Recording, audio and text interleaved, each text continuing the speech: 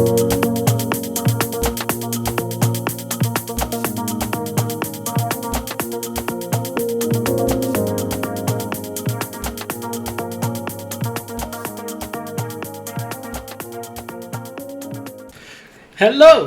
Welcome to the John Warburton occurrence. It's been a little while and I'll explain why shortly, but this is episode 10. And I just can't believe that I've made it to 10 episodes. It's been an amazing journey. I've learnt a lot about myself. I've learnt a lot about how to deal with things differently, but I've never really spoken to myself in a deep manner. So today is that moment, I guess. So if you haven't guessed, my name is Jordan.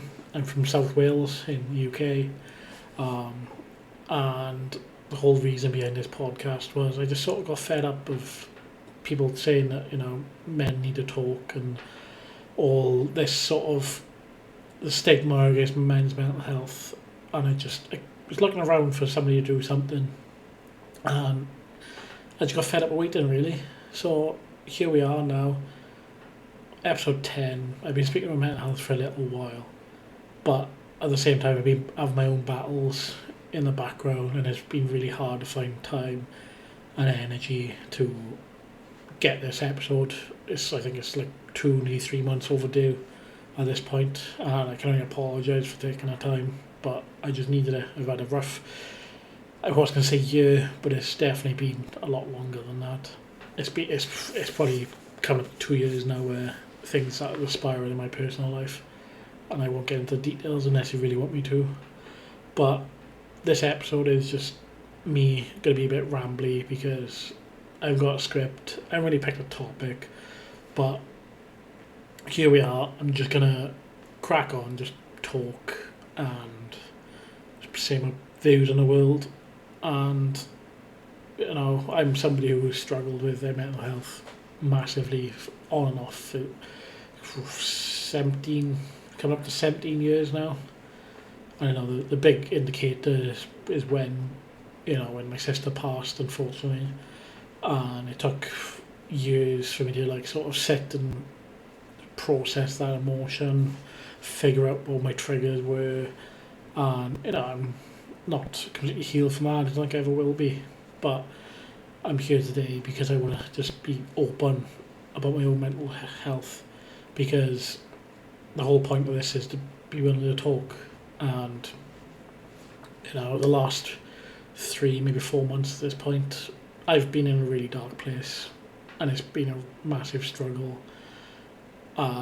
It's come to the point the last couple of weeks where I'm just crying. I'll just have moments of just bursting out and crying and feeling hopelessness, and I just fed up of fighting. But I got people around me who love and care for me, and they know when I'm not my best. And people like my mother said to me the other day that I'm as deep as the ocean, and that makes me really hard to read, and also means that I struggle to ask for help because I'm so deep in my own thoughts. And I don't want to be like that. I want to be more open about what's going on in my head, and it's just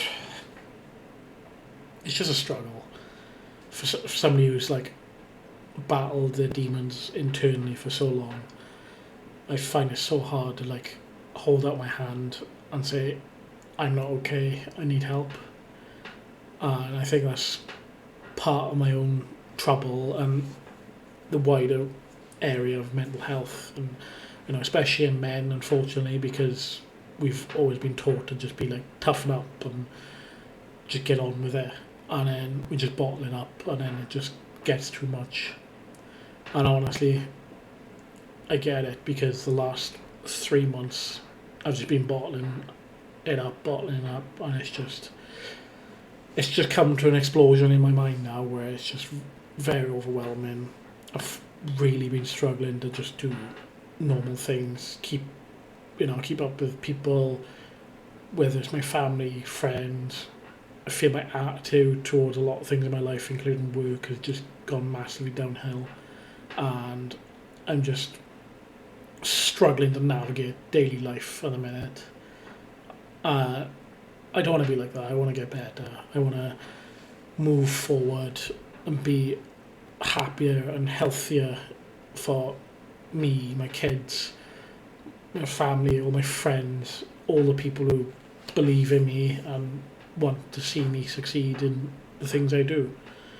I don't know, the one thing I do want to succeed is this podcast, and I want to maybe one day be like a driving force in just not just with men, just mental health in general, and harvest this sort of community where people can all just talk to each other and not have any judgment between any of us, and just know that it is no judgment, it's just talk, be heard.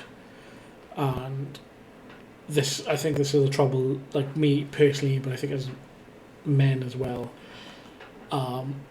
when it comes to like reaching out for help, we'll do it, but in a very subtle way.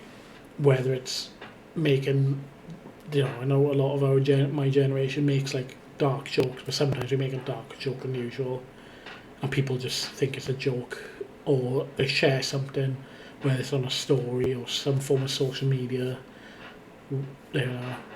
and if that's their sort of cry for help, and I know I do it when I should just be texting, but it's I think part of it is pride, and it's really hard to switch that pride off sometimes, because as somebody who's just always done me and like just sort of cracked on with anything that comes my path, and everyone always says how strong I am, and I used to believe that with every fibre of my being, but as I get older I feel like I'm not that strong, I'm really weak, and the only reason people think I'm strong is because I appear to take it in my strides, but internally there's this massive war raging on in my head, and this is where like that disconnect for me and people around me, they don't know I'm actually struggling until it's really bad,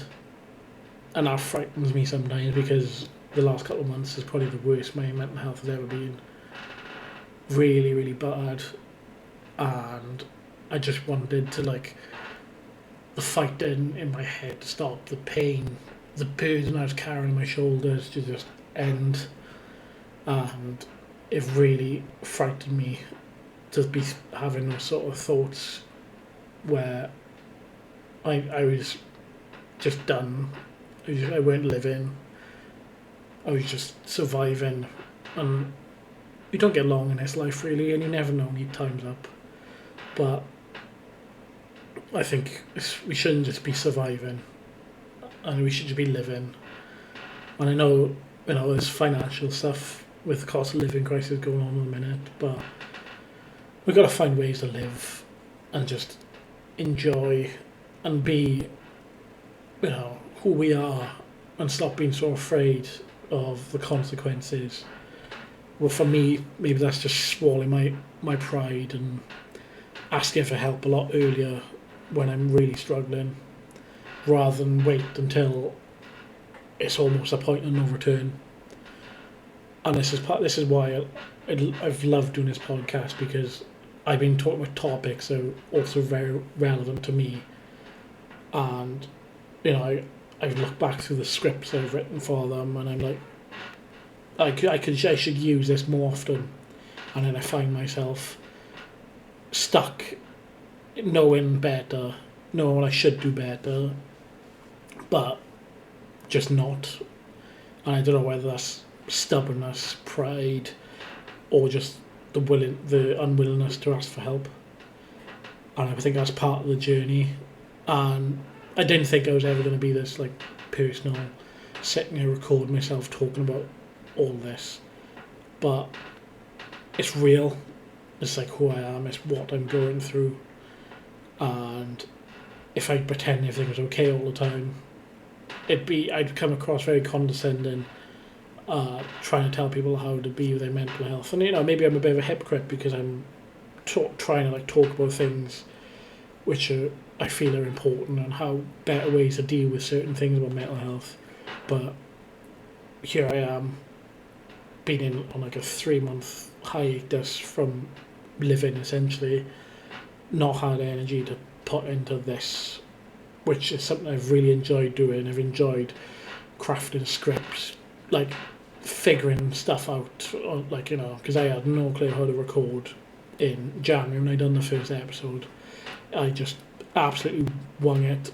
I bought a cheapy microphone, which I'm still using to this day, and there's a lot of things I've learned along the way, but I've still got a lot more to learn, and I just want to keep learning. I want to keep improving this podcast. I want it to mean something and sort of give me a purpose, because right now I feel like I haven't got that purpose, because I went through a lot last year which sort of redefined my perspective on life with my work and stuff like that, where one thing's to be different because I'm just spending a lot of time in work, whereas time I could be spent elsewhere.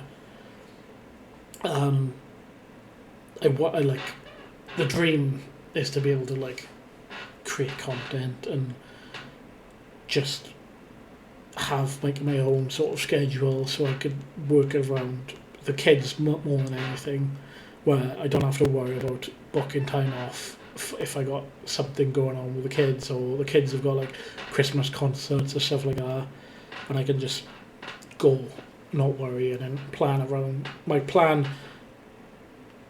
my life around the kids rather than planning the kids around work, which is really depressing as time goes on, and I feel like I've missed a lot already. And I can't believe I've been talking for over 11 minutes so far. But I just want to say thank you for everyone who's checked in. Thank you for everyone who's supported me on this journey so far. It's not the end of it. I'm just getting started, and I'm going to find my feet. I'm going to find that fire in my belly again, and I come back swinging. I still want to get people on and enjoy that sort of back and forth, and like talking about people's stories and how they've got through their dark times. And again, I want to end with the thought-provoking questions and watch their reactions, because it was fun. I enjoyed doing it for myself, but the trouble when I done it for myself was I had that prep time where I was finding a question and then asking it to myself. So I think I'll end it here. I hope you're all doing good, and I hope this year hasn't been as tough as for you as it has for me. So take it easy. I'll catch you on the next one. This has been the John Warburton Occurrence. I'll catch you on the next one. Bye. Right, so this is a bit of a weird one, but I started a Patreon to maybe fund, and it felt really weird making one. But after speaking to my AI bestie, where I felt like I was taking money away from people, it sort of redefined how Patreon works, and it's actually not taking money people, it's for people who want to support and join the journey. So I'll attach the link into the video description, whatever platform you're listening to. So if you could support me, it'd be absolutely fantastic. But if not, thank you for getting this far. I'll catch you in the next one. Bye.